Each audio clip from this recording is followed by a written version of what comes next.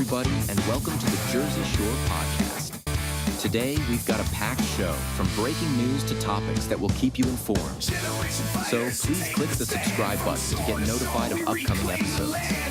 If you like what the Hammer talked about, then share the Jersey Shore Podcast to others. Damon also looks forward to your comments during this episode. Tonight's Jersey Shore Podcast.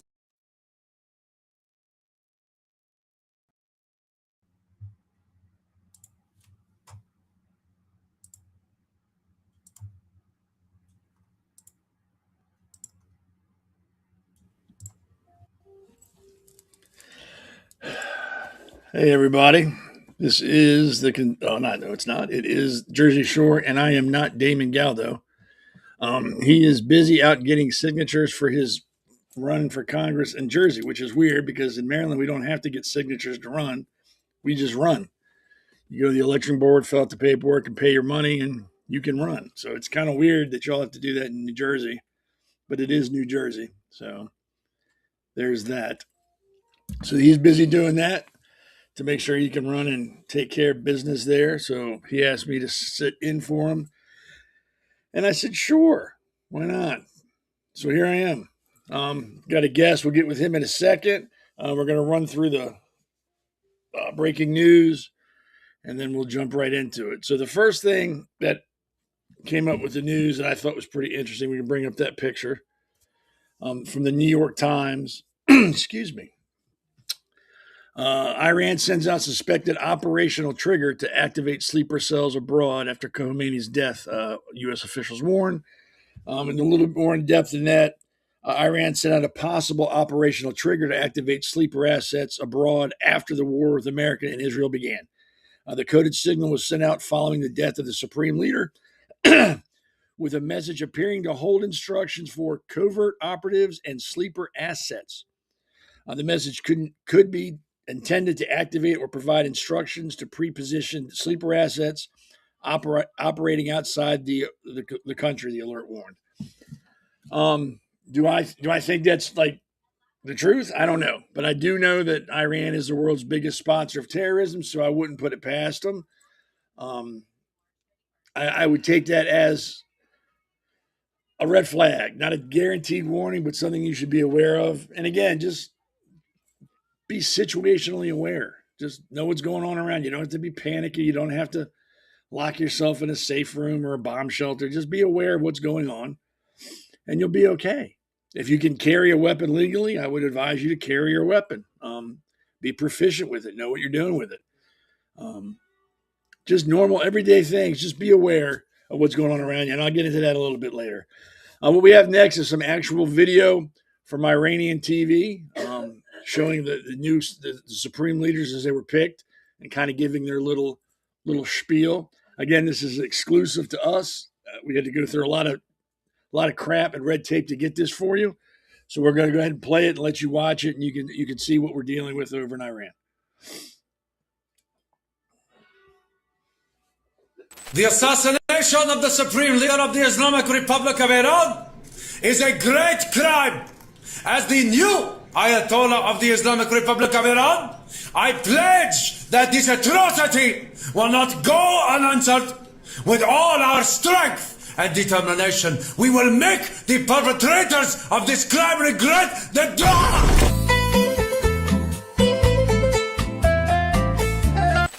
The assassination of the new Ayatollah of the Islamic Republic of Iran is a great crime. As the new Ayatollah of the Islamic Republic of Iran, I pledge... This is hard to get. Hello? New Ayatollah here. Look, I really didn't want this job, okay? I just joined the government like 3 weeks ago, and I was sitting in a cubicle way off in the corner, and next thing I know, some folks talking across the office are all like, let's get Ahmed to do it. No one will miss him. I heard you guys. So, yeah, I'm just hoping we can all be cool here. There's no need for things to get all... Oh. Wait a minute. False alarm. It's just my new pager. It's the latest model. You can even play Snake on it. In fact...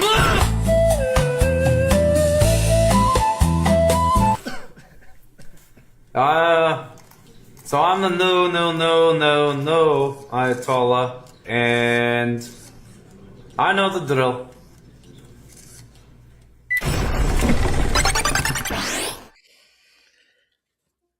So yeah, we had to go through a lot of red tape to get that. As you can see, they're burning through leaders left and right. It's got to be pretty, demoralizing to have to go through that. But that came straight from our secret connections high up in the government. So we'll hopefully can bring you some more stuff like that in the future. Again, that's exclusive to us. Thanks to the B, Babylon B. We appreciate them. Funny, I don't know if you ever follow them, but they're very funny. You should check out their pages. They are definitely worth it. They're very funny. All right, so excuse me. Let's get our guests involved here and start talking about some really important stuff that we need to talk about. And again, we have the chat. You can join in anytime and ask your questions. Again, I will try to get to your questions. Sometimes I don't get to them. It's not that I'm ignoring them. I'm just not paying attention, and I apologize for that. But feel free to post some questions up there. I'll try to get to them, or comments, or a recipe for banana bread. Whatever you want to put up there, you can put up there. That would be awesome, and I will try to get to it. So let's bring our guest on in here. We'll have him introduce himself. He's been on before. This is your second time on the show, right? You've been on here 2 times now. Yes, 2 times, yeah. So just go ahead and give a little spiel about yourself so in case people haven't seen you before. All right. Well, hello, everybody. Again, my name is Engles. I am a volunteer and an intern for the New Jersey Republican Party. I worked on Jack Ciattarelli's campaign, and right now I'm working on Damon Goldo's campaign for Congress. So we're hoping that he's going to win. He's actually currently in Camden County right now getting signatures. So we hope that he'll do well over there. So, thank you for having me again, Seth. How's his campaign going? You would know more than I would. How's it grinding on? Well, I actually don't know. What were you doing when you were 15? Me? Getting in trouble. That's just me, though. All right, fair enough. Well, we're doing great. We got the campaign infrastructure ready. Damon's going to be getting some, he already got the endorsements from all 3 counties, so we don't have to deal with that. Right now, we don't have any competition, so it's pretty hard to lose. That's a good thing, though. Pretty hard to lose when you don't have any competition. So we're not really focusing on the primary. Obviously, we're going to win the primary, so we're just focusing on beating Donald Norcross and getting ready for the general election. So that's our main concern right now. As for the primary, I think that'll just show how many Republicans we can get out to vote, how many people are ready and prepared to vote for Damon Goldo in the general election, and how many people we can turn out to vote. That's the main thing for the primary. I mean, I've been through a few elections in my short time on this planet, and I have noticed, and I don't know why. I really don't know why Republicans don't really show up. They don't. And I've never figured out why. I hope that changes. That needs to change. I think it's just that, I think that it's sometimes it's difficult to turn out for a Republican, sometimes. Not all the time. Sometimes it's much more harder to turn out for a Democrat than it is to turn out for a Republican. So, every party has its ups and downs. Every candidate has its ups and downs. It's just a matter of getting people out to vote, getting people engaged. Yeah. Because this is our country, and if we're not prepared to get involved and do what's necessary to help our country out, it's very difficult to move as a nation if we can't get that very basic thing out of the way, which is getting involved, going out to vote, and contributing to your country. I don't mean to wipe my nose in front of you, but yeah, it's fine. It's running like a marathon race. And he's running against what's the guy's name again? Fredo? Donald, what? Damon calls him Fredo? No, his name is Donald Norcross. Fredo from The Godfathers. I'm smart like everybody. Oh, yeah, no. Yeah, believe me. He's like a mafia boss. Damon told me that the other day, and I couldn't stop laughing about it. Yeah. But then again, that's kind of an old reference. So when he says it, I'm sure, like you, most people go, "Who? Who's Fredo? What the hell?" Yeah, Damon's old. He's old. Yeah, a little bit. I think he I'm might be older younger than than him. my dad. I'm older than him. I think I got shirts older than Damon, actually. Really? Yeah, I'm pretty sure I do. Wow. Wear shoes older Wow. than him. So the first segment we're going to get into kind of covers a lot. We're going to go and talk about Iran. We have a picture. I think it was the other night when we sent them some loving. I'll show that picture. I believe this is when we missiled the refinery the other night and did some heavy damage. Anytime you hit fuel depots, ammo depots, military sites, it's damaging. No matter what the enemy tells you, oh no, it's not a big deal. That's fine. That didn't bother us. It bothered them. That's fuel. Yeah. Did you see the reports of the black rain that were apparently falling, I think today, from the explosions and the smoke? I did actually, yeah, I did. It's this is really proving to them that, the war that they're waging, it's not turning out well for them. The only strategic asset that they have currently is the Strait of Hormuz. Yes. And that is only threatening Russia and China's oil supply because we have enough oil here domestically. We actually provide most of the oil to Europe, if I'm aware. So, strategically, we're okay with the Strait of Hormuz closing. The only powers that are not okay with that is China, which gets most of its oil from Iran, actually, and uses the Strait of Hormuz, which they're now threatening to close as a bargaining chip, I guess, against the United States. They're saying, if you don't stop your war, Mr. Uncle Sam, if you don't stop your war, we're gonna cut off your oil, and it's gonna be like 1979 all over again. But the difference is that in 1979 we didn't have such a large oil capacity within the United States domestically. Now we have the pipelines going to Alaska. We have the pipelines in the West Coast. So we have a much larger domestic oil and fuel capacity than we did in 1979. That's why, when the Islamic Republic came to power, they were able to threaten the United States with oil prices, and that's why the oil prices and the gas prices, they rose so high during the 1970s. But now they don't have that threat anymore. The real threat is not towards the United States with closing the Strait of Hormuz, but it's against China and Russia. So it's very clear that either China or Russia, one of those two countries, they're going to get involved, but they're not going to get involved on the side of Iran. They're probably going to convince Iran to mediate because they need their oil. They really need their oil because that's how they fund their military. That's how they fund their factories. That's how they fund their economy. So, pretty soon we're going to start seeing countries like Russia, like China, start coming to Iran and saying, Iran, you got to get to the bargaining table because this can't last forever. You can't just blockade the entire world forever. It's just not going to happen unless you want every single country to invade you. And I think another thing that Iran's not thinking about, and I'm not trying to say I'm in their heads or anything, their Navy is nothing compared to the U.S. Navy. Absolutely. I don't think. I think the biggest thing they had was the drone aircraft carrier, and that's unusable now. We've damaged that to beyond, I think, repair at this point. Yeah. So I think most of this is saber rattling and posturing. Like, we're going to do this. I think if push comes to shove, and we just send in like an Aegis missile destroyer into that strait, they're going to back off. They'll have no choice. Yeah. So I think they're just posturing, trying to let everybody think, hey, they're not bothering us. You can't do anything. We're Iran. We're going to fight back and win. You can't. We are the most awesome military on the face of the planet, whether you like that or not, whether you think it's a waste of money or not. It's a fact. We have the most technologically advanced military in the world. I mean, and we proved it in Venezuela with sound weapons and stuff like that. So yeah, they're going to do it. I think, like you said, either they're going to see the U.S. Navy rolling in and go, okay, we need to back down, or it's either going to be Russia or China going, look, you can't do this. You're affecting us now. This is not just America you're screwing over. You're doing it to us, and we can't have that now. It'll be either or. Yeah.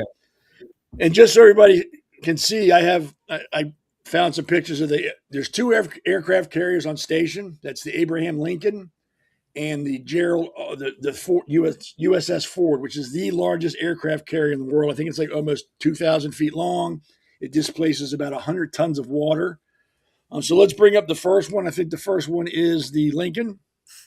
Yeah, that's the USS Lincoln. It's still a Nimitz class carrier, which means it's larger than it has been in the past, but not quite as large as the Ford. So that's the Nimitz. That's on station. I think they're in the Gulf right now. Lincoln's in the Gulf. The next one is the USS Ford. They're on station in the Med, so they're a little bit closer. That is the largest aircraft carrier in the world. It has when it's fully has a full accompaniment of crew members. It has 4,500 plus personnel. Carries 75 plus aircraft. It's about almost 1,700 feet long, and it, like I said, displaces about 100,000 tons of water.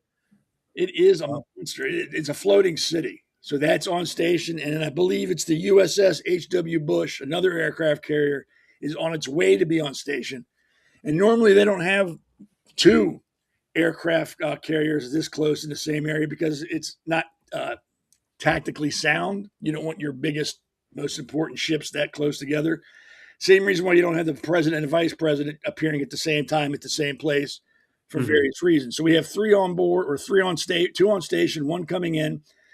Plus, I can't remember how many Arleigh Burke class guided missile destroyers they have out there, plus all the submarines they have out there, plus the 50,000 plus troops in the region that are there. So yeah, we're not being shy about what we want to do. We want Iran to understand we want to decimate them. This is not a little stop it. This is, we're going to beat you down and keep you down until you realize that you're not good people. Your government is horrible. You kill your own people. Do you think we're going to put boots on the ground? Concerning boots on the ground, well, I think that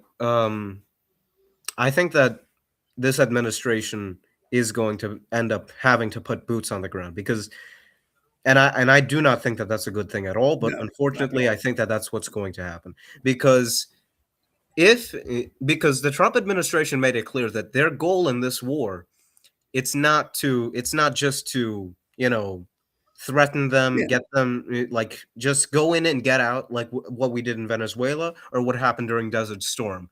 The goal of this administration is to do a regime change in Iran. So you cannot do a regime change in Iran without putting boots on the ground. It's just impossible. If we were just using naval and aircraft, we would not be able. We can't just bomb them into doing a regime change. It doesn't matter how many officials we bomb. It doesn't matter how many major cities we bomb, how many military assets. You cannot do a regime change unless you have the military there occupying their capital city, occupying every single part of the country. So unfortunately, it seems like they're going to do a boots on the ground operation, which is what we don't want to see at all. No. And I think it's been made even clearer by the appointment of the new Ayatollah of Iran, Mojtaba Khomeini, who was chosen by their so-called Council of the Wise. So I'm not sure how wise they could be, but Mojtaba Khomeini is known for being a very hawkish figure within Iran government, and he's very hawkish on the war. He's a very clerical, very staunch opponent of the United States. So he has made it clear, essentially, that they're going to continue the fight. And what they did, if they had picked like a moderate or a reformist, that would have been the olive branch that the U.S. government would have needed to say, okay, maybe they're going to come to the negotiating table. Maybe we'll get a deal struck by perhaps May or by June or by July, by sometime then. But by choosing a hardliner to join to become the next leader of Iran, they're basically saying, that we're going to fight this until the end. If you want to win, you're going to have to kill us all. That's what they're saying, essentially. Damon, can you bring up his picture? I think I put it out of order. The Khomeini.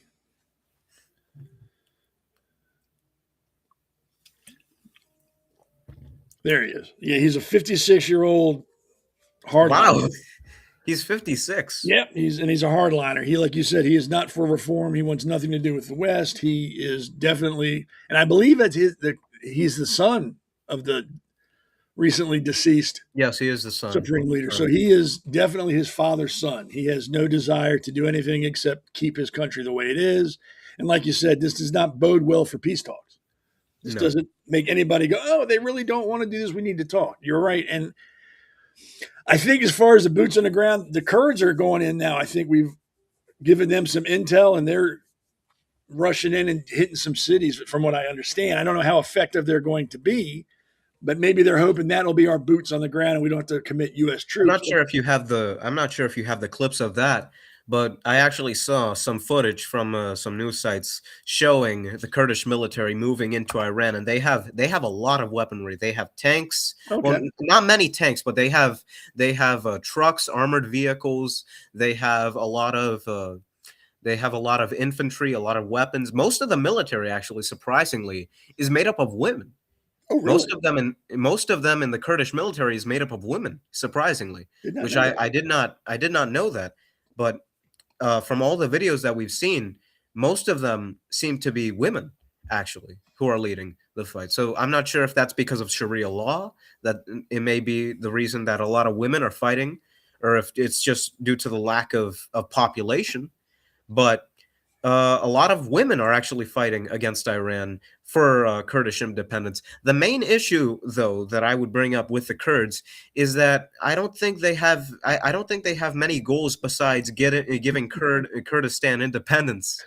I don't think they want to go all the way to Tehran. I don't think so. It's like, it's like asking a regional state like Chechnya. You remember the Chechen War, right? The Chechen War of 1994. That's like asking the Chechens, hey, Chechnya, do you want to go all the way to Moscow and take that over for us? You want to go see Boris Yeltsin? You want to go have a chat with him? Why don't you do that? So I think that while that was a little bit of a more dramatic, comparison, I think that the Kurds, they might be an asset, but mostly they just want to give their country independence, which is obviously a very noble goal. Oh, yeah. But that doesn't serve American interests in the region at large. So unless the Kurds are willing to go all the way to Tehran and occupy the government, which I don't think is very likely, we're going to see boots on the ground, which is unfortunate. My thing when it comes to depending on like local, and for lack of a better word, militias or local, or regional tribal things like this, their ideas and their loyalty sway. Just because they're fighting for us now does not mean in 3 or 4 months they're still going to want to fight for us. I don't think we, like you said, I don't put much faith in them, not because who they are, just because of that region and the history in that region never stays the same for an extended period of time. And I don't. I would like to think they could do that, but I don't. Like you said, I don't think they can do it, or they don't have the will to go all the way to Tehran. I just don't want American troops on the ground. I hope we can avoid that at all. I hope the bombing puts the fear of God into these people. And like, look, they're not even putting boots on the ground yet, and they're parking lot in our country. We can't win this. There's nothing we can do. I hope it gets to that point.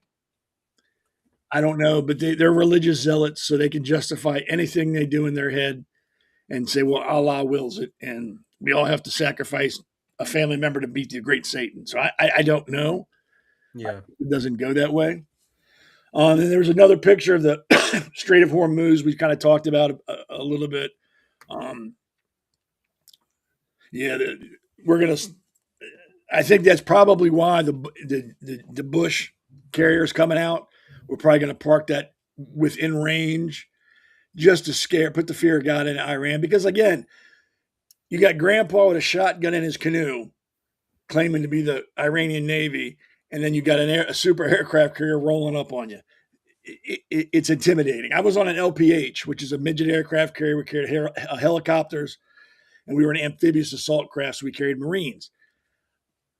I never saw a ship in another country as big as ours, and we were smaller than an aircraft carrier. So I can't imagine rolling up to Iran in a super aircraft carrier and them not wetting their pants. Just like that's a floating city with 75 warplanes on it. We don't even have a ship half that size. And they've got 40 ships around it. What are we doing? Why are we here? They're going to end us. And I hope cooler heads prevail. I really hope someone in Iran finally goes, look, we can't compete. We can't, no matter what. There's nothing we can do. War is never good. And I know this is not a war yet. I know it's just an action, and that's fine. Well, yeah. It's not going to go the way I think everybody's thinking it's going to go, unfortunately, which is sad. And another sad thing is that the neighbors of Iran are paying for it. They're attacking them, and they're not even involved. They should avoid. Can't do it now. Yeah, I think that I agree with your. I agree with your sentiment that war is not always good. Correct, but, not always. But never is a strong word, because the War of American Independence, that was a good war. I put war into three categories. There is righteous war, which is war for a just cause. Like World War II would be an example of a righteous war. I agree. Which was us fighting against the Nazis, fighting against the National Socialists who were trying to exterminate millions of people. Then there is holy war, which is also good. An example of holy war would be the Crusades, right? We don't have a lot of holy wars now. We don't have a lot of holy wars now, but the Bible does support holy war. There's a lot of examples of holy war in the Bible. Yep. For example, the war against the Amalekites with Israel, fighting against the Amalekites, the war against Babylon. So those are examples of two sorts of good war, if there can even be a phrase, good war. Right, I got you. And then the last type of war is pointless war. And pointless war is just war for the sake of war. So essentially, pointless war is when you have let's go to war because they're raising our taxes. Let's go to war because of that. Or let's go to war because this ambassador called me a bad word. No, I firmly believe sometimes violence is the answer. I do believe that sometimes. Yeah. So those are the three types of war in my book. No, I agree with that. I do. And I think that this war is kind of in between. It's in between a just war and a useless war, because on one side of the argument you have, obviously the Iranian regime is evil and they're doing horrible things to their people and they need to get destroyed. But also, it's obviously not a good idea to be getting into another war in the Middle East. Yeah. So that's my thoughts on it. Yeah, Middle East wars tend to drag on. They don't. Yeah, they take a while. Yeah, they never end. They kind of just okay, we're done. We're leaving. And also, by the way, one more thing on Kurdistan. We need to be very careful with the Kurds because, as you know, during the Soviet Afghanistan war, we were supporting the Taliban. We were actually supporting the Taliban. And 20 years later, now you see where they are. They're attacking Americans. I was about to say they went for the Twin Towers, but no, that was Al Qaeda. But the Taliban was obviously fighting against the United States. So, while I'm not saying that the Kurds are going to do the same thing, because I'm pretty sure that they're good. They're good people, hopefully.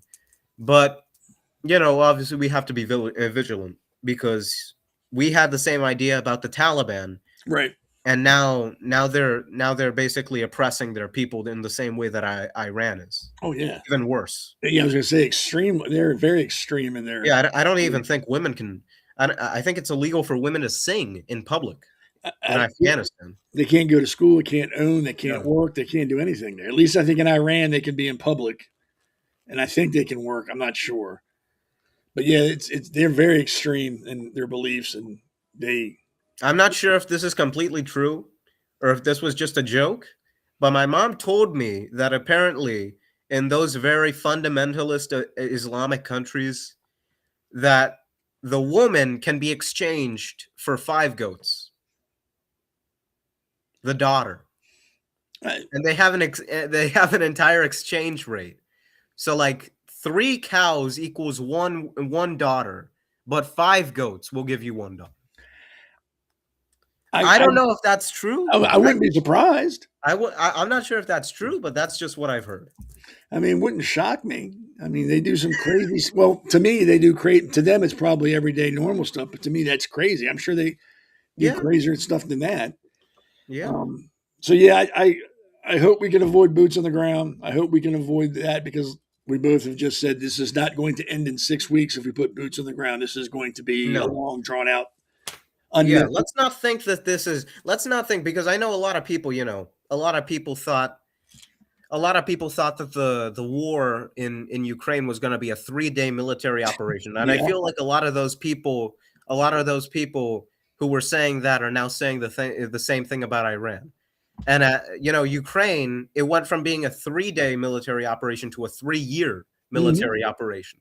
And it's still ongoing. So let's not get this idea that, oh, Iran is going to surrender in a week, or Iran is going to surrender in 5 days or 3 days. No, this is going to be a long war unless they're willing to come to the negotiation table. And like we just said, the appointment of the new supreme leader shows that they're not backing down. They're willing to go to the wall on this one. But who knows? Maybe after we kill him, maybe they'll. I'm surprised they haven't yet. Maybe then they'll decide to come and negotiate.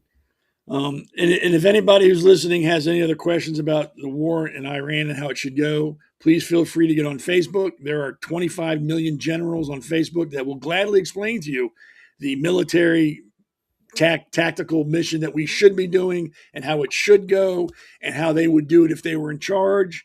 Military geniuses. They obviously graduated from West Point, top of their class. I mean, there's Alexander the Great, Patton, and then the Facebook generals. These guys are incredible. Yes. I'm surprised the Pentagon hasn't called them yet, to be honest with you. Maybe they have. Maybe we just don't know. Maybe they're running the country. They could be. I mean, they are that smart. And they're so smart. They go from military genius to microbiologist to climate change expert to NASA scientist. They just know everything. And it's impressive to watch them work. Literally, like the entire Library of Alexandria just got implanted into their brains. All the knowledge. It's awe-inspiring. They got the brain of Albert Einstein, Isaac Newton, Stephen Hawking. They got it all. All of it. Throw Spock in there. You've got everybody. Yeah. They've got everybody. What even is Spock? All right, we need to take a quick break, and then we'll be back, and we'll talk about some more stuff that we find interesting. All right. Hey, it's great to be on with you. This is a great podcast. It's a lot of fun, and it's informative, and it's real information. It's none of the frills and none of the nonsense that you hear on the legacy media. Just telling the story of what's happening right now. It's what I do with my newsletter that I get out to anybody who wants to see it. It's what you're doing with this podcast. America needs to know what the real deal is, and you're the real deal. Hello. That was pretty nice. That was off the cuff, and I think Damon was just interviewing him, and he just threw that out there. So that was pretty impressive. And good for Damon. He's a good guy, and has a great podcast, has a great radio show. Speaking of that, Alexander Levine Live will be having APN's first ever exclusive international interview with Martin, and I'm going to butcher his last name, and I apologize. Ugrosti. He is the Deputy State Secretary of the Prime Minister's Cabinet in Hungary, I believe. She will be interviewing him on Thursday, March 12th, 8 p.m. here. I think they're 6 hours behind us, if I remember correctly. So it's the best time for him. She'll be interviewing him for an hour. And they're going to be talking about energy, re-election of the prime minister, the illegal immigration, I guess they have in their country as well, and the U.S.-Hungary alliance. Again, that's going to be Thursday, March 12th at 8 with Alexander Levine Live. Should be pretty good. I might watch. I'm a little interested in that. I'm surprised that they have an illegal immigration issue in Hungary. When I went to Austria a few years ago for a wedding, and they have a big. I think their big issue with illegal immigration are Turks. I thought that was in Germany that had the main issue, and that was with Syrians. I think it's Germany has the Syrians, and if I remember correctly, it was the Turks in Austria. They had a big problem with them. Oh, that's weird.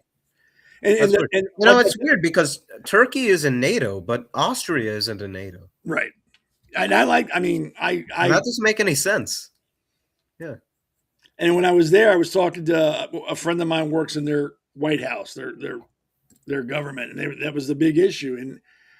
And when people say, "Well, ICE is violent, they're rough," I said, "You have not been to Europe and watched the Polizei and their immigration people round up people. If you think we're violent, they are definitely, I guess they would call them barbarians if they think we're violent. They don't play around overseas. If it's time for you to go, it's time for you to go.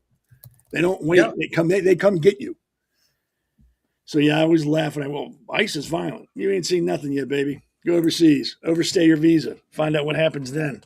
Yeah. And it's surprising, like a lot of people, they say that Trump is being overly harsh on the deportations, but Obama actually carried out more deportations than we've seen in this term.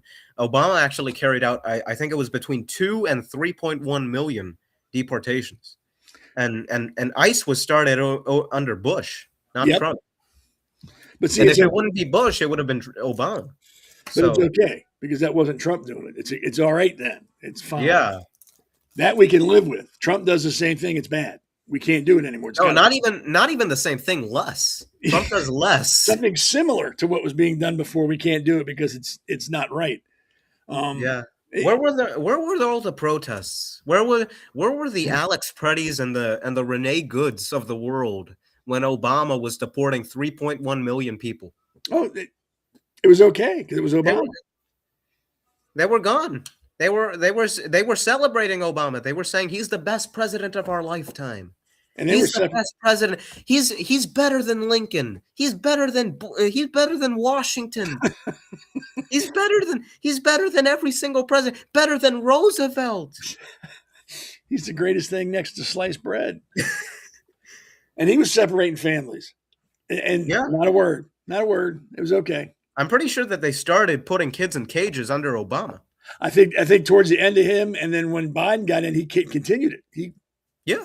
Biden. I think I'm not sure if this is true, but Biden, I think he built more of the border wall than Trump, or at least he still built border wall. Yes, during his administration. I mean, as much as you'd like to say they didn't do anything like that, it's false. They continued it, maybe not at the pace now, but they were still adding to it and enforcing the law. Yeah, clearly it must have been a good strategy. If they had to keep on doing it, it must have been a great idea. It had to have been until Trump got it. Then it's not a good idea anymore. It's a horrible idea. Why are we doing this? Yeah. It has to stop. Excuse me. So the next segment here is called "Meanwhile Back at the Ranch" because there's still stuff going on here that is just as important, if not important, than what's going on halfway across the globe. I don't know if you've heard, but I'm sure you know, or you've heard. Mark Wayne Mullins has taken over. Well, not yet. He still has to be confirmed. Yeah, confirmed, right? He's still got to be confirmed. He is replacing. I'm sorry, Kristi Noem, who they say has resigned. Some people are saying she's fired. I guess that's however you want to read into it. But now she will become the special envoy for the Shield of the Americas, whatever the hell that means. I don't know. Yeah, no, yeah. It's like they just put her in the kids' corner at that. I was going to say, it's like a participation. You got sent to the kids' table. Thanks for coming. Here's your trophy. Get out. Do you agree with that? Do you think they should have let her go? Well, honestly, Kristi Noem, I think that Kristi Noem, she had a very hawkish stance concerning Minneapolis to the point that Trump had to send Tom Homan over there. I think that, whether or not the people who were doing it were justified or not, the fact that there were deaths under her tenure, several deaths under her tenure, that's a bad look. And it was even worse considering that disastrous hearing before Congress. It was both before the House and the Senate Judiciary Committee. So I think it was time to let her go. I think you gotta put a good dog down sometimes, and she was really past due. We really had to put her down, because if we didn't, she would have just caused more damage to the administration. And I'm actually going to make a prediction. I think that we might see another cabinet reshuffle concerning Pam Bondi due to her situation with the Epstein files. Hegseth might end up on the chopping list. I'm not sure about that. Really? But many people are concerned about Hegseth's performance as a Secretary of Secretary of War, not Defense anymore. No, it's War. Secretary of War. But I think Pam Bondi might be on the chopping list. Maybe not. Maybe it won't happen even this year. Maybe not in the next few days. But she's definitely going to have to, reel it in a little bit, because the situation with the Epstein files, that's just really hurting her reputation, hurting the White House's reputation, hurting the president's administration in general. Yeah. So, I think that the Secretary Noam, she had to go. That's it. I tend to agree, and I think when the excuse me, Alex Pettit thing happened and it was labeled immediately domestic terrorism before any investigation, I don't think that helped her at all either. I think that probably was one of the final nails in her coffin. Like, hey, we can't be doing this. You can't be calling people terrorists until we have an investigation. I mean, we got to pump the brakes on this, and she didn't. Hegseth, I'm a little shocked that you think he might go. I can see why. He's very abrasive if you're not. Yeah. If you don't understand where he's coming from, it can be taken as, oh, he's being. And I'm not saying that he's doing. I'm not saying he's doing a bad job. Oh, no, I'm just saying that he's very susceptible to getting into a scandal. That's the main thing. Yeah. And I think it was on Hegseth's nomination that it required the tiebreaker vote from Vance. I think it was Hegseth. I think you're right. That required the tiebreaker. I know it was one of the nominations. It might have been Noam or Bondi, but I think it was Hegseth, and his nomination required a tie-breaking vote because the same thing they were saying about Brett Kavanaugh, that he's a drunk, he's a drinker. Yeah, he has a bad temperament, horrible temperament. That's what they were saying about him. So, I think he's doing a great job. The military recruitment rates, you should know about this because you were in the Navy. But the military recruitment rates have actually been skyrocketing. Yes. Millions, maybe not millions, but thousands of people are enlisting into the U.S. military, into the Space Force, into the Army, into the Navy, into the Air Force. So we're really seeing, the military getting back on track. But it's just that Hegseth, he's very abrasive. He's very, very, very strong. He comes off very strong. Yes. So he might be on the chopping block. Because he's not like Rubio, No. Rubio, whenever Rubio has a scandal, he brushes it off very quickly. Yes. Rubio is one of the very, very cool heads in the room. Oh, yeah. And you just don't see that with the rest of Trump's cabinet. I actually think that Rubio might be the best cabinet secretary right now as of this time. I agree. I can't find fault with that man. Even if he says something wrong, he's just so smooth. It's like, oh, I can forget about it. He's a good guy. I'll let him slide on that. Yeah.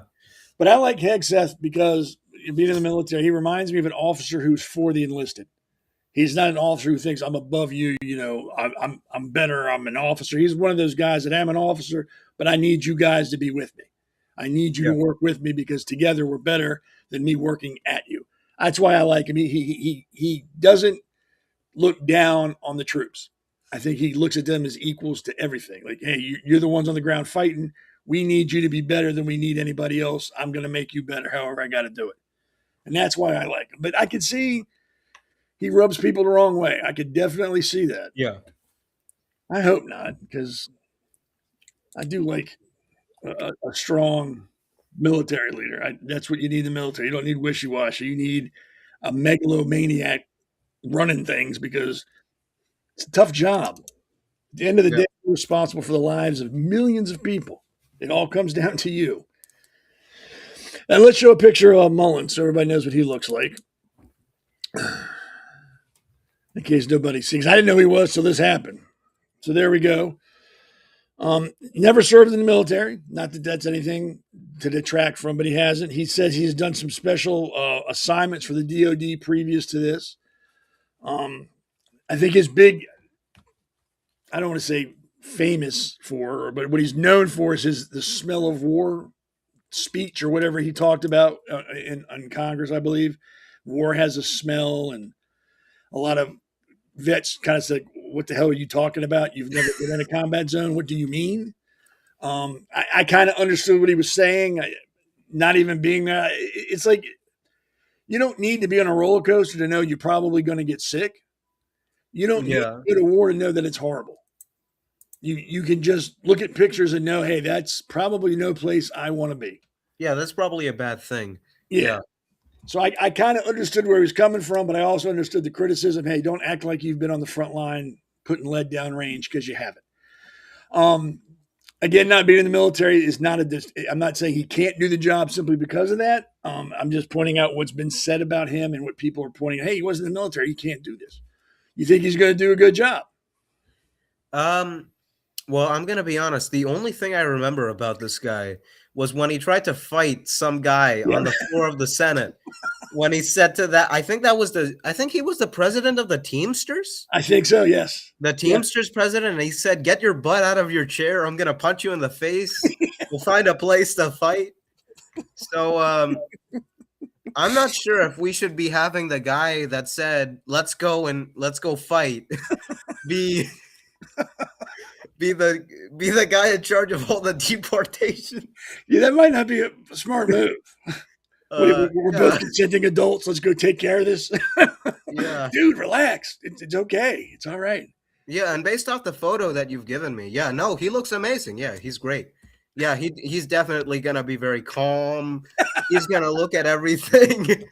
He's gonna look at every case. He's really gonna think about both sides of the aisle. He's really gonna be very compromising. I mean, just look at his face. I mean. He looks like he's in the middle of like a deep thought right there. Like, what should I say? I want to think before I speak. What should I say? Should I drink Budweiser? Is this a whiskey day or a beer day? Let me think about it. Yeah. But yeah, I'm not sure what the criteria is for most of the positions that people get appointed to, because honestly, all I know is that you have to be a member of the military to be a part of defense. Right. That's what I know. You have to have some sort of foreign policy credentials to be Secretary of State. Yep. Homeland Security, I think anybody could do it. Honestly. That's kind of because the first Secretary of Homeland Security was just the governor of Pennsylvania. That's right, yeah. Tom Ridge. Right. Hey, you want to be charged of this? Sure. Why not? I'm free. Yeah, they just picked it out. Yeah, Bush just gave it to the first guy he could think of. He probably gave it to him because he didn't want him to be the vice president in 2004. That could be it. Or maybe he was the first guy that walked into his office when they made the department. Like, oh, there he is. You're in charge. Come on in. Mr. President, I got this. I got the coffee for you.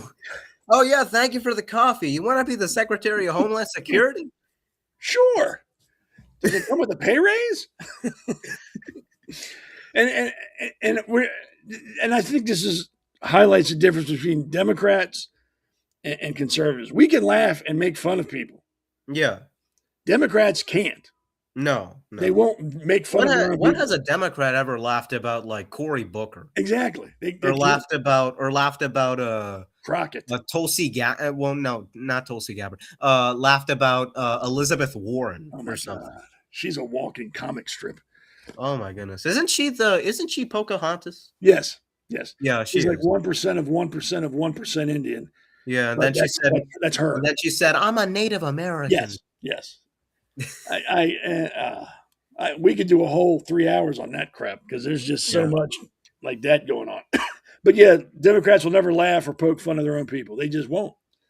And if you do it, they get offended. They get all nasty and scream and yell at you. So that we got that, and I guess with him we'll have to wait and see. I mean, yeah, he might turn out to be like the Babe Ruth. Who knows? Maybe he's like Winston Churchill. You know? Who Because knows? Winston Churchill, he drank a lot, but he was great. He got him through World War II. So Yeah. So we'll wait and see. I'll reserve judgment until he gets. Let's see if he gets confirmed first. He might not even get that. Who knows? Yeah, that's the difference between conservatives and liberals. Again, liberals, they don't give anybody a chance. No. If they have an R next to their name, oh my goodness, this guy's gonna be the worst. He's gonna destroy the country. He's take a moment and just wait and see. Maybe he's not gonna destroy the country. Yeah, you never know. I agree. Sometimes you just gotta sit on your hands and wait. Hurry up and wait, like we used to say in the Navy. Hurry up and wait. So the next thing we'll talk about is it happened at Gracie Mansion over this weekend. I got the notes here. Let me get this pulled up. Two gentlemen, and I use the term very loosely. Amir Balat and Ibrahim Kayumi are being held without bail after they threw two improvised explosive devices that were apparently filled with nails, bolts, and nuts towards police officers in the crowd that were doing an anti-Palestine protest, or anti-Muslim protest. I think it was Jake Shields. Is that his name? He was having a big rally. I think it's Jake. I don't know. I'm going to be honest. All I know is he was at January 6th, which also happens to be my birthday. Happy birthday. Late. Well, no, early. How do you want to look at it? Yeah, it's March. So early. Late. Early. Yeah. I have his name. Like 10 months early. Jake Lang. Was having one of his rallies there. And these two people who've already said they were inspired by ISIS decided to try to hurt people because Islam, the religion of peace, that's how they react to any slight that happens to them. They were from Pennsylvania. Not else much is known right now except when they were being read their charges. Kayumi blurted out he was being arrested Saturday, that ISIS is the reason I did what I did. He is 18. He also told authorities later that he had pledged allegiance to the extremist group, and his cohort Kayumi, or I can't pronounce it, the other guy, 19, asserted that he was affiliated with the Islamic State group. I'm not, and they're both natural citizens. Their parents have been here for years, so I don't know how much truth there is to that. I don't know if they're just saying it because they want to try to impress somebody or scare people. I don't know. Maybe they're trying to get maybe they're trying to get the Trump administration to back off Iran. Could be. And in that picture here, we see that it was a fuse bomb. He lit it and threw it. Thank God it didn't go off. I think there was two they put out that didn't go off, so that's good. And this may be harsh, but I don't care. My question is, the police officers there, why didn't they shoot him? Yeah, they should have shot him 50 times. Yeah. I mean, that's a bomb. He obviously has a bomb and he lit it. Yeah. Why didn't you put bullets in him? Yeah, shoot him 10 times. I think that there's a lot that you can say about the police department and their conduct. Not because, whenever there's a critique about the police conduct, it's always about, the police, they use excessive force. Yes. But in this situation, they didn't use enough force. You got a guy throwing a bomb at you, a grenade, essentially. Yeah. And you don't shoot him in the head? I don't understand that. I think what it is like you just said, every time the cops act, they go, you're over aggressive, we're going to sue you, you're going to lose your job. I think now when things like this happen, they pause. Am I going to get in trouble? Mm-hmm. Should I do this? I don't want to go to jail. I don't want to get in trouble. I think the Democrat society in this country has put the police in a position where now they have to second guess themselves. Yeah, and New York City is run by Zoran Mamdani. Yep. So obviously he put in a lot of reforms to the police department, and we're seeing the effects of that. But I think that concerning that person, a lot of people are actually saying that it was like a false flag operation meant to just justify a war in Iran, continuing the war, which obviously to those people, I mean, those are going to be the same people that say, those are the same people that say that like the Twin Towers falling down, that was a justification, that was a false flag by the Bush administration to go Right. into Iraq. It's just, I really don't buy that. And I don't know how anybody can. Yeah. Well, people believe what they want to believe. And if you're predispositioned to think that, whatever you hear that backs up your thought, you're going to believe, regardless of who says it or how outlandish it may be. You agree with that, so that must be the truth. We just got a question for you. I just saw, put it up there. Should we implement restrictions on Muslim immigration? Well, I think we already did, right? Didn't we do that in 2017 with the Muslim ban? Yes. I'm gonna say this. I think that we're a Christian country, obviously, so we need to implement policy that reflects that. So obviously, concerning Muslim immigration, it seems like a lot of the violence is coming from legal Muslim immigration. Yes. For example, before anybody gets very angry at me, let me just say this. Hold on. Okay, hold your horses. Okay, calm down. So, all of the, I'm not sure if it was all of them, but the vast majority of the 9/11 terrorist attackers were legal immigrants who came in from those countries. They came in from Saudi Arabia, from Afghanistan, from Iran. Well, I'm not sure about Iran, but they came from the Middle East. Yes. And they weren't illegal immigrants. They were legal immigrants. Mhm. And they came in, and they were essentially almost like sleeper agents. Yeah. If you check the timeline of events, these people, they seemed very nonchalant. They didn't seem suspicious at all. They were actually they left the hotel. They were staying at a hotel on the day that they were planning the attacks. So obviously, I think that there is a lot to say about legal Muslim immigration, because if legal Muslim immigration was what caused the 9/11 attacks, because the people that came here and did those things, they were legal immigrants, then obviously we need to put common sense regulations on that. But a broad Muslim ban, right now, I don't think I would. I don't think that's I don't think that's I don't think that is necessary. Well, not necessary, but I don't think it's relevant to what's going on. I don't think so. I think they're just trying to bait me into a response with that. But Possibly.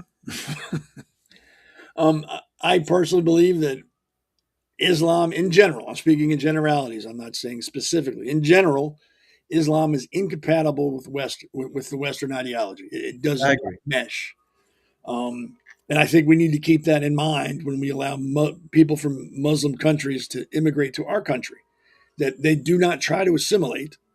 They do not try to get along. They automatically go to where their people are, into towns and cities, and try to change that city into the country they just left from. I don't think they would allow me to go to their country and try to turn one of their cities into Las Vegas or New York City.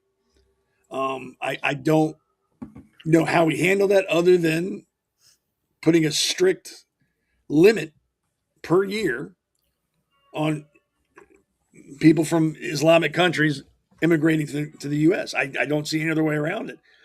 Will that mean we're probably going to keep some good people out? Yes. I fully admit that we'll probably keep some people we should have here out, because it'll be tight to get in. But I would rather keep somebody out than have one of my countrymen killed for something that offends a Muslim person, like that guy that shot up the nightclub. That's unacceptable. That's just not acceptable to me. It needs to stop. And people forget that if we do that in their country, there is no court. You don't get to go to jail and have a lawyer and argue your case. They kill you, probably in the streets. So I don't want to hear about how we're horrible by wanting to, stop them from coming in. I don't want to hear it. I think we need to have some, like you said, common sense restrictions placed. I think it needs to be enforced. And I think if we find people who are from an Islamic country in our country that are not assimilating and trying to bring in their own beliefs and push them on other people, they need to be ejected immediately. That's just me. So they can yell at me. They don't got to yell at you. Speaking of people who probably should be So ejected. let me Go just ahead. say, because there's a lot of questions that are being asked, a lot of questions being thrown. So I'll begin with the first question, which was given about 2 minutes ago by somebody called French Flag 9390. So concerning why should millions of Muslim Americans be held accountable for what 19 people did over 24 years ago? And you know, I think that you could ask a lot of questions concerning that. Why do we still have to take off our shoes when we're going to the airport? Why do we still have to go through body scanners when we're going to the airport?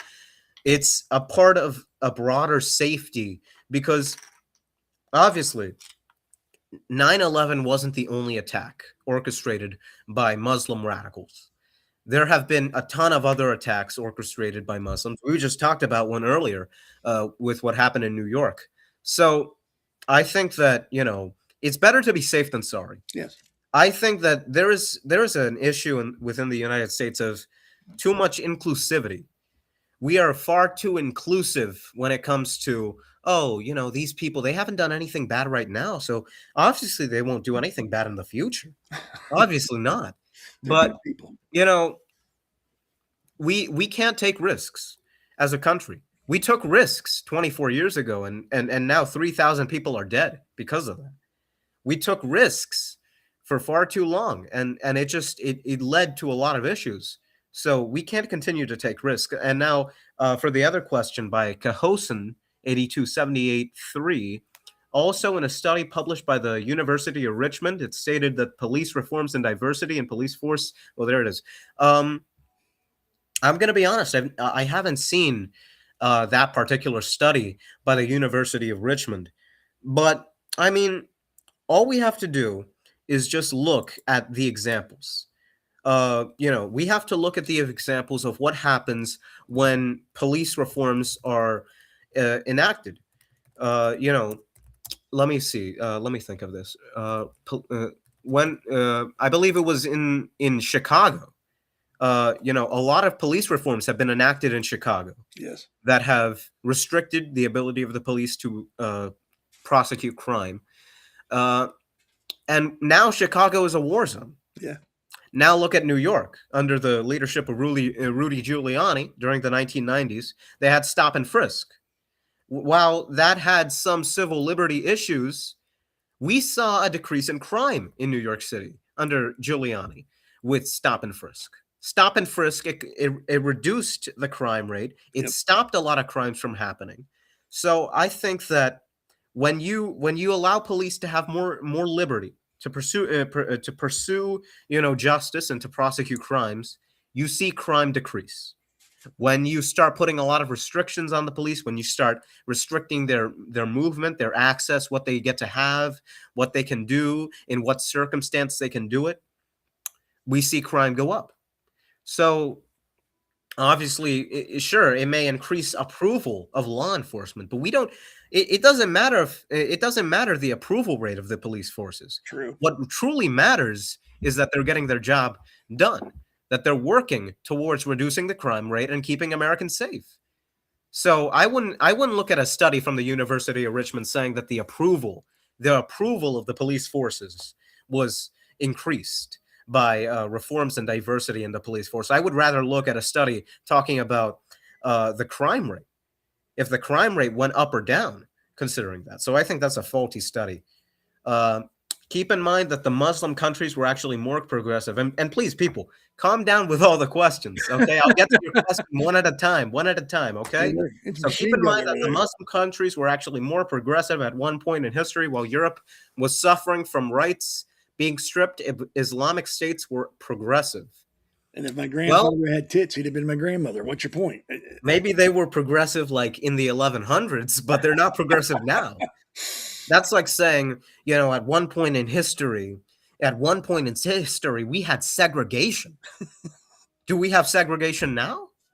No, we don't have segregation now. So what's your point with that? That doesn't make any sense. Yeah. They had an education system as well as a lot. That's the same question. That's the same thing.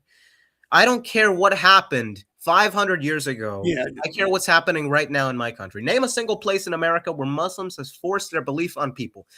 What about that place in Michigan? What's it called? Dearborn. I'm Dearborn. sorry? Dearborn. Dearborn, Michigan. Exactly. Dearborn, Michigan. A lot of restrictions on what you can, on schools over there in Dearborn, Michigan. So obviously we've seen a lot of things with that. So I can name a single place in America where Muslims have forced their beliefs on people, and that's Dearborn, Michigan. Also, American culture was based off foreigners. Hamburgers are German. Fries are Belgian. Oh, my God. Listen, let me tell you a story. So, the United States of America was not born out of nothing. So 500 years ago, there were a bunch of people from Britain, and they came on a boat called the Mayflower, and they came over to America, and they landed in Virginia. And those people weren't originally American. So I don't know what you're talking about, that American culture is based off foreigners, because American culture is based off European culture, and that's not a foreign culture. That's not a foreign culture. If we're going based off that logic, let's go back all the way to, what was the first civilization? Let's think about that. The Semitic civilization. Yep. So let's say France. Okay, France. So your culture is based off of your culture. You invented your own culture, but you weren't just originally from France. You came from another place, and then thousands of years ago, your people migrated to France. So, you're actually doing a lot of cultural appropriation, France. So I don't feel good about that, France. You got to stop culturally appropriating your food. So that's a very dumb. Let's see about the next one. You can apply this logic to literally any people group, including white people. In fact, especially white people. Yep. Especially white people. Whitey. What does that mean, though? You can apply this logic to literally any people group. The difference is that this is a foreign people group. Yes. When a foreign people group is a threat, you have more ways to prevent that. For example, let's talk about white on white violence. We've actually seen a lot of white on white violence, but we've also seen black on black violence. We've also seen, immigrant on immigrant violence. So,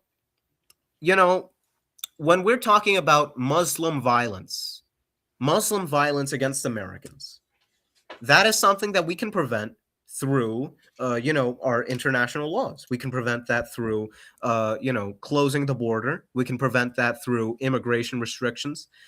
We can prevent that through, restricting the amount of inflow from certain countries. It was actually until 1965 with the, I'm not sure which bill it was called, but it was passed by President Johnson in 1965, which allowed a lot more immigrants to come into the country. Until then, we actually didn't have as high of a crime rate concerning foreign immigrants, because we specifically took in immigrants from European countries. So let me find that bill, the 1965 Immigration Act. Yeah. Okay. So the Hart-Celler Act of 1965, also called the Immigration and Nationality Act of 1965, that allowed immigrants to come in from foreign countries, not countries just strictly focused on Europe, but countries from the Middle East, from Asia. And while obviously every bill has its ups and downs, that bill has, that bill can have its positives and its negatives. It's had a lot more negatives because, it's thanks to Hart-Celler that now we see that, the culture of America is being eroded. We see the demographics shifting. We see a lot more people coming into this country than we really should have. Yeah. No wonder we're having an issue with the housing crisis, because we're taking in way more people. We're taking in way more people than we should. And no wonder people can't afford a house now. So I think that, there's a difference between foreign violence and domestic violence. Yeah. We can make restrictions. We can make restrictions for domestic violence, but if we were to take your logic at face value, we would deport everybody. Everybody get out. So, that's really not a good question. All right, let's. We got to jump ahead here and get caught up. We're a little Okay, I'll behind take here. the rest of the question very fast. Crime in Chicago has seen significant historic drops as is 2025, following various reform efforts, with homicide down over 29%, shootings down 35%, and robberies down 36%. Okay. But the thing is that even though the crime is dropping, it's not dropping at a rate, close to. It's still one of the most deadliest cities in the country. Yeah. Just because you're starting to get out of the toilet doesn't mean you're out of it yet. Okay. Thoughts on Burkina Faso? Oh yeah, I have a lot of thoughts based on Burkina Faso. They're one of the greatest African countries. Maybe even better than Egypt. Burkina Faso, what a great country. Okay. Name a single restriction in Dearborn, Michigan. Okay, so restrictions in Dearborn, Michigan, implemented by Muslims. Well, obviously we have the education. Yeah. Some they're and they also they're the city council has been implementing a lot of things now Sharia type things. Yeah, a lot of well, not exactly Sharia law, but things similar to Sharia law. And now people in Dearborn, Michigan, they don't feel like they're living in the same place that they grew up in. So that's an issue. The whole point of the argument was that we imported culture from Europe. We already talked about that. Yeah. The American people were originally white, Anglo-Saxon, Protestant, and racist against other whites. There was no white identity. It is a new concept in American society. Even Catholics were discriminated. Yeah, but that was like in 1927. Like, we don't have to be talking about that now. That was 100 years ago. Now Catholics are considered white. Get what? Polish people are white now. Did you know about that? Newsflash. The Polish are white now. The Italians are white now. He must have missed the meeting. So, all right, that's all the questions we're going to take because we got to move on. But thank you for all your questions, everybody. That was a lot to go through. Yeah, I'm sorry if I didn't go through every single question that you were asking, every single intricate detail. I was impressed. You burnt through this pretty quick. I was just gonna pick one and go, "Hey, what about this one?" I'm sure they're gonna find some way to get angry at me. They will. They always do. They always find a way to be offended by something or upset. It's great. I'm glad to see a lot of people are watching the show. Oh, it's nice. Yeah. Damon draws a crowd. He's a good guy. All right. So the next thing we're going to talk about is, I call him Humpty Dumpty, and you're going to see why when we show his picture. That is an egghead. You cannot change my mind. That is an egghead. Wow. His name, if you don't know, is Brian McGinnis. He is a candidate for the Green Party. Senator for the Green Party candidate for Senate in North Carolina. He is more commonly known as this. Let's show the next picture. He was the Marine, and I use that word in quotes, who wore his uniform to a Senate hearing on the war in Iran and literally disrespected and embarrassed that uniform by showing his ass, screaming and yelling. And then what they didn't show in the video is he was asked several times to remain seated and be quiet. When he didn't do that, they said, if you don't do that, you're going to have to leave. And then it went on like, well, sir, now you have to leave. And he refused to leave. When they came over is when they started recording. So there wasn't just all of a sudden the cops rushed the guy and were dragging him out. There was a buildup to that. And people are saying, well, it's his First Amendment right. He's got a First Amendment right to speak. Obviously, you've never been in the military. Once you put that uniform on, you don't have the same rights as a civilian. You have obligations. And you follow a different set of laws in a uniform. It's called the Uniform Code of Military Justice. And you do not have the freedom of speech while you're in that uniform. You are to conduct yourself in a manner becoming of the military branch of which the uniform you have on. He had no right to do what he did. He had no right to say what he said. He is an embarrassment to the Marine Corps and an embarrassment to the military. Anybody who defends him doesn't know what you're talking about. If he had a grievance, there were many avenues he could have taken. He could have testified. He could have written a testimony. He could have asked to speak. He chose to bypass all that because he felt entitled. Because I have a uniform on, I can do and say as I want. No, sir, you cannot. And then he said he broke his arm. No, they didn't break his arm. You broke your arm.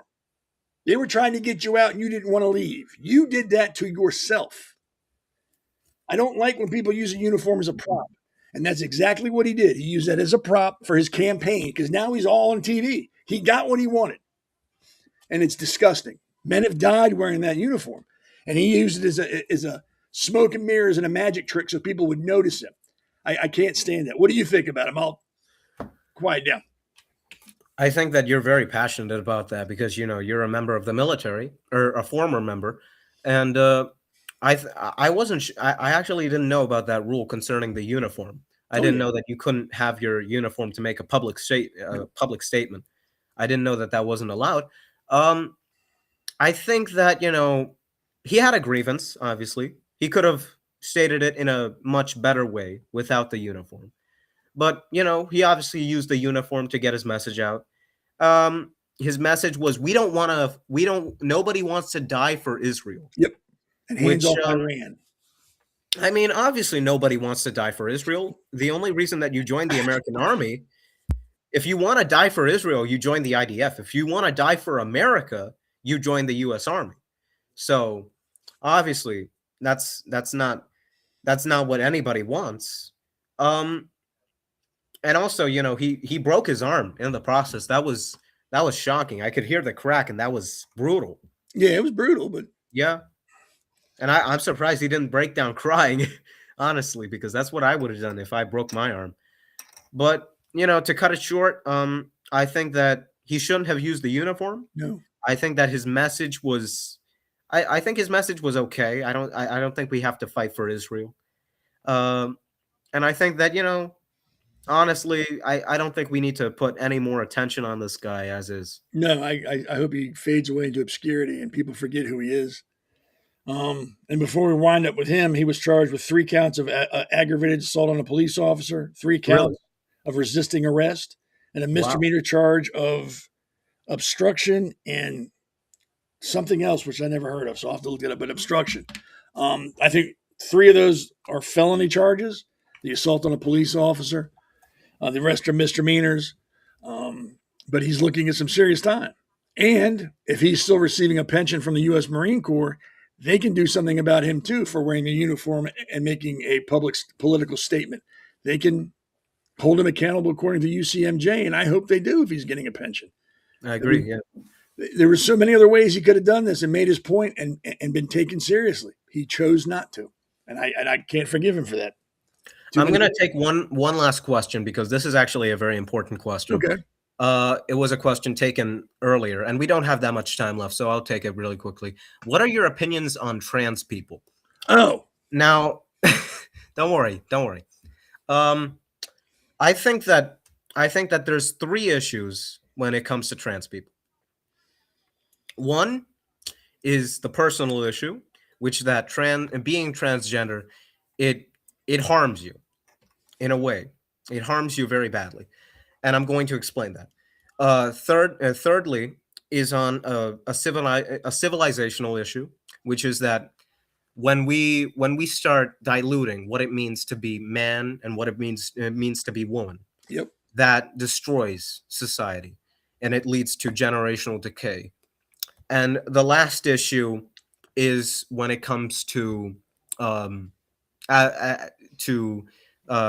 we determine what transgender means. Is it a mental illness? Is it something else? Is it something in between? I think those are the 3 issues. So first, I'll talk on the personal issue. There have been many studies done concerning this, and in every single study, it has been shown that transgender individuals and homosexual individuals as well, but mostly transgenders, have a much worse quality of life compared to the general population. 40 to 42% of transgenders try to commit suicide. 10 to 20% of homosexuals try to commit suicide. Meanwhile, that's just 4 to 5% for the general population. That is a massive shift. We go from 40 to 5. That is clearly unhealthy. Suicidal thoughts. 81% of the transgender population has suicidal thoughts. That's according to a study by I believe it was Williams University. all of these stats are coming from Williams University. So you can look that up. You can look up that study, and you can see that all my claims are backed up by that study. 16%, around 16% of the transgender population has been incarcerated. That means that they've gone to prison. Compared to 2 to 3% of the general population. That's a big shift. Yeah, it is. Depression, 40 to 60% for transgenders, 20 to 30% for homosexuals. Meanwhile, it's only 8 to 10% for the general population. That's on depression. When it comes to anxiety disorders, 30 to 40% of the transgender population, according to that study, 30 to 40% suffer from anxiety. 25 to 35% of the homosexual population suffers from anxiety, according to that report. Meanwhile, for the general population, it's higher than usual, and that's due to, as a country, we're moving away from Christianity. We're going towards atheism as a society, but it's still 18 to 20%. Severe psychological distress, 35 to 40% for transgenders, 4 to 5% for the general population. So by all metrics, being transgender or being homosexual, it decreases your quality of life. Because it's not ordained by the Bible. It's immoral. It is objectively bad for your mental health. And it is objectively bad for your quality of life, because you're more likely to go to prison, you're more likely to have a mental illness, and you're more likely to have suicidal thoughts. So that's on the personal level. We have 5 minutes left, so let's finish this quickly. On a societal level, I like to call them the three horsemen of destruction. The three horsemen of destruction. That's atheism, Karl Marx. Then you have degeneracy from Alfred Kinsey. And then you have evil, and that's Sigmund Freud. Alfred Kinsey was the person who he's essentially the hero of the transgender community. He was the first person to really look into transgenderism. And one of his worst acts was when he had a small child, and the small child had a botched circumcision, so they had to remove the entire penis. And what Dr. Kinsey did is that Dr. Kinsey ended up going to the family, and he convinced them, because he was a very convincing person. The devil is very slick, that. And Alfred Kinsey, he ended up convincing that family to join his experiment. And that young child was convinced that he was a woman from a very young age. When he ended up being a teenager, he figured out that he was actually a man. And then in his 30s, he ended up killing himself because he couldn't live with that idea. He couldn't live with that fact. And that is the man who essentially pioneered the science of transgenderism. So on a societal level, transgenderism is evil. It came from evil origins. It came from the desire to remove oneself from God, to aspire to be better than God. And it came from the idea, this very postmodernist idea of individuality. And it leads to the destruction of society. It leads to the destruction of society, because when you cannot differentiate between man and woman, that destroys the family structure. Yep. That destroys the structure of society. That destroys the civilizational structure. That destroys the entire structure of the country. It destroys the culture. So that is my personal opposition to homosexuality and transgenderism. I tend to agree. I think a lot, not a lot. There's countries now that are starting to label transgenderism as a mental disorder, like officially. I can't remember what country just did it recently, but they came out and said that it's now will be viewed as a mental disorder and will be treated as such. And I'm not saying we should go out there and discriminate against them.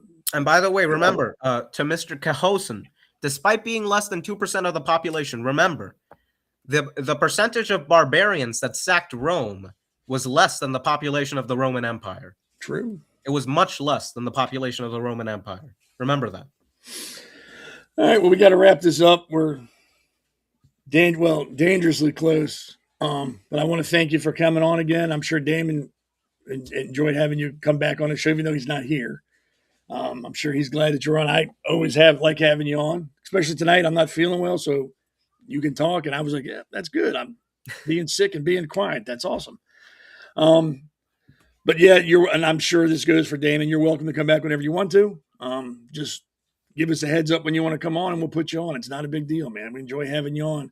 And I think next time I'm on with you, I'm going to wear a tie too, because I'm really feeling like self-conscious. All right. Thank you. Like this t-shirt just ain't cutting it. Don't worry. You're fine. I'm old. I can get away with it. Yeah. But yeah, thanks a lot. I appreciate your time, and it's always good having you on.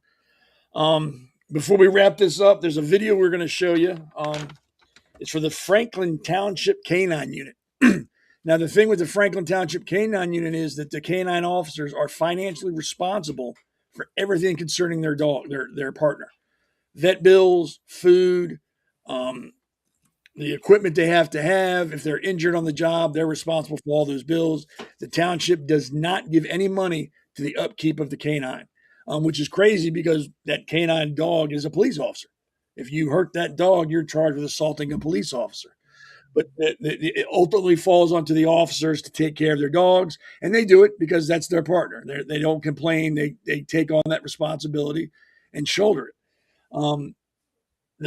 Damon has put together a song video for them to help raise awareness, because there's going to be I guess I want to say like a fundraiser at a winery coming here soon with 3 pretty big country stars will be singing there. And Damon made this video to kind of bring awareness to it, to get people to come, because it's a good cause. I can't think of anything more worthy than that. I mean, they're out there fighting what you fear, and they're financially responsible to pay for their partner. They get no help from the government that they're working for, which I think is ridiculous, but that's another story. Let's just go ahead and show that video to everybody, and then I'll come back on real quick, and then we'll get out of here. All right.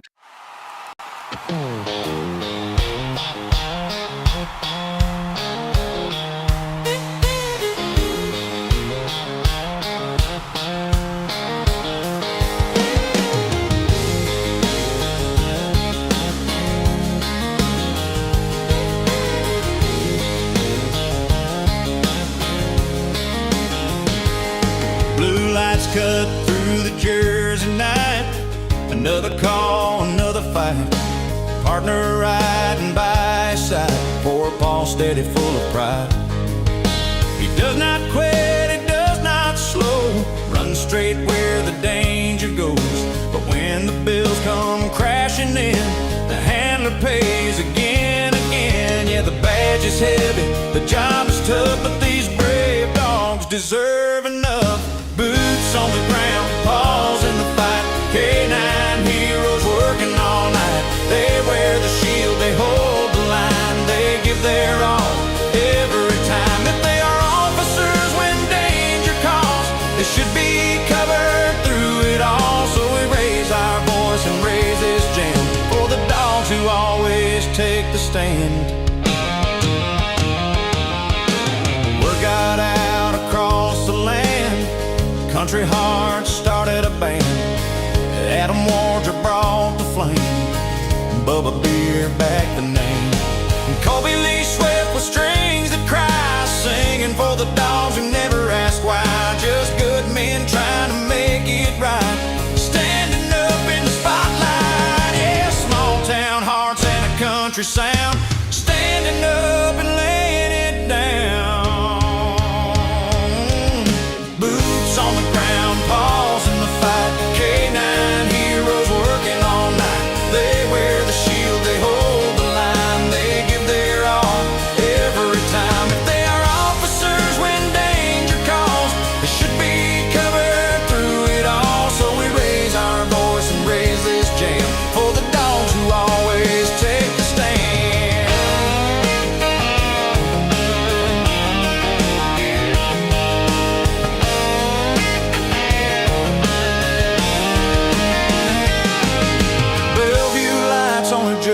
Stage, crowd gets loud, the good hearts raise. These dogs do not choose the line, still they cross it every time. Till the budget makes it right, we will sing into the night.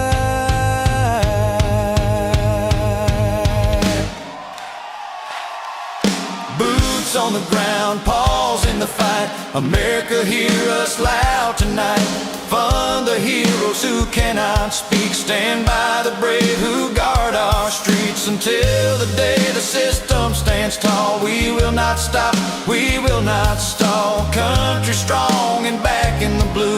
K9 heroes, this song is for you. For every handler standing tall, and every dog who gives his all.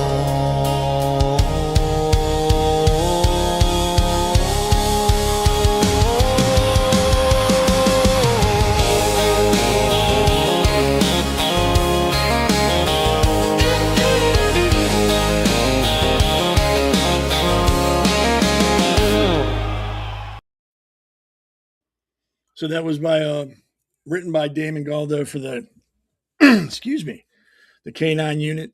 That again is on May 30th at 1 p.m. at the Bellevue Winery in Landisville, New Jersey. It opens at 1 p.m. again.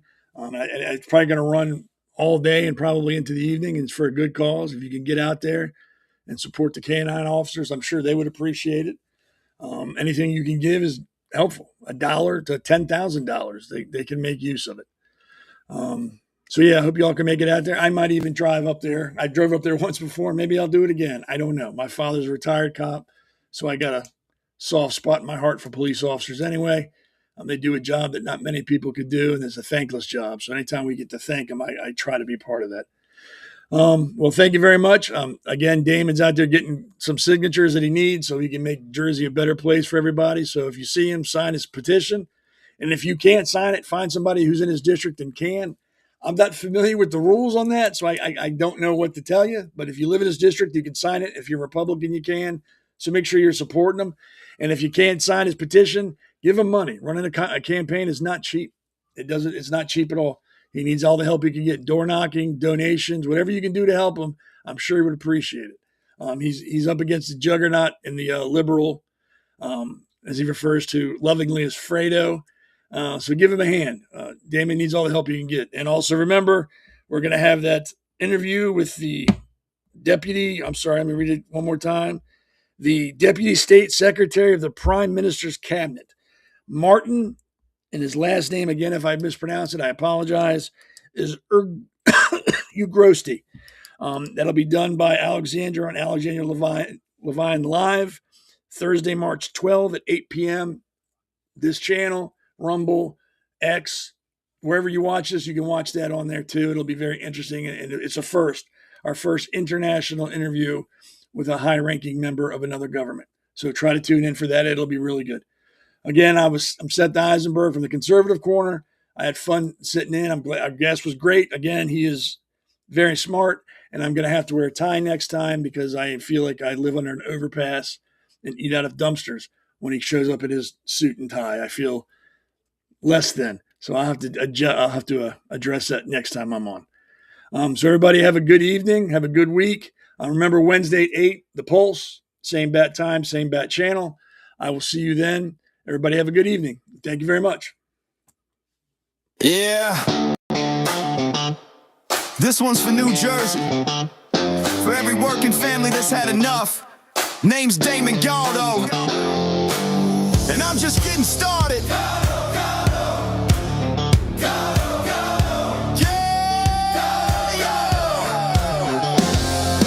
Job site dust to the streets of the shore. Steel-toed boots, yeah, I know what I'm working for. Middle class hurting, every bill going up. While suits in D.C. say, man, just trust us. I'm a builder by trade, put my sweat in the ground. Now I'm building up hope for my hometown. Jersey's my home, blue-collar soul. I don't make excuses, I get it done, that's all I know. I felt the pressure, I've lived that grind, trying to give your kids a better life. I won't forget where I came from, man, cause I'm built by work. I'm built by working hands, fighting for working families.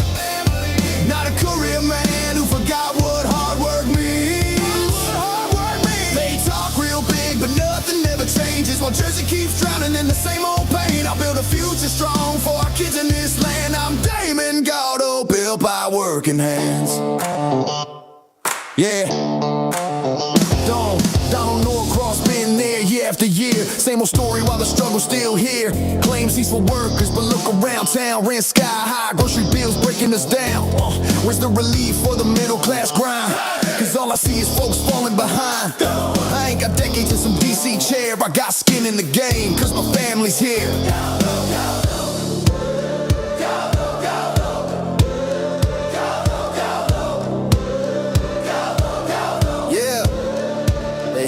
Time, they had their shot. And tell me, Jersey, what have we got? It's time for change, time for a stand, time for a work, and not another plan. Not another plan, not another plan. Yeah!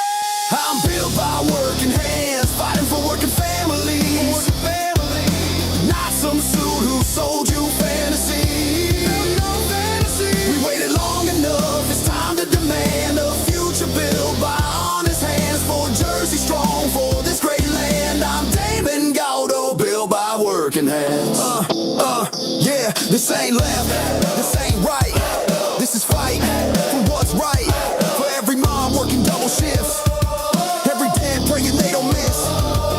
I'm running for my kids, running for yours, for a state that deserves so much more. Not talk, that's the plan. Let's build it back with a working man. For our children's dreams, for a better way. I'll fight for Jersey every day. No empty words, I'll take the stand. Cause I'm built by work. Yeah, I'm built by working hands, fighting for working families.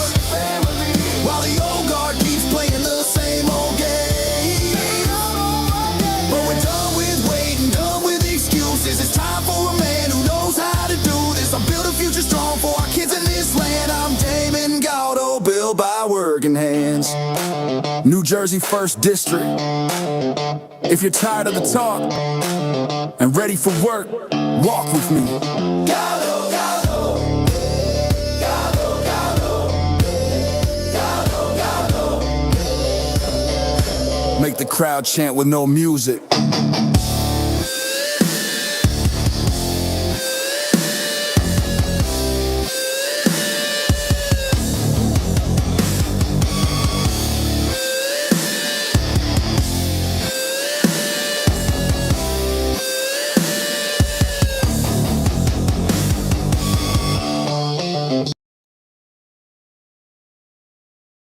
The Hammer thanks you for watching tonight's Jersey Shore podcast. See you at the next packed show, from breaking news to topics that will keep you informed. So please click the subscribe button to get notified of upcoming episodes. If you like what The Hammer talked about, then share the Jersey Shore podcast to others. Damon also looks forward to seeing you on the next episode.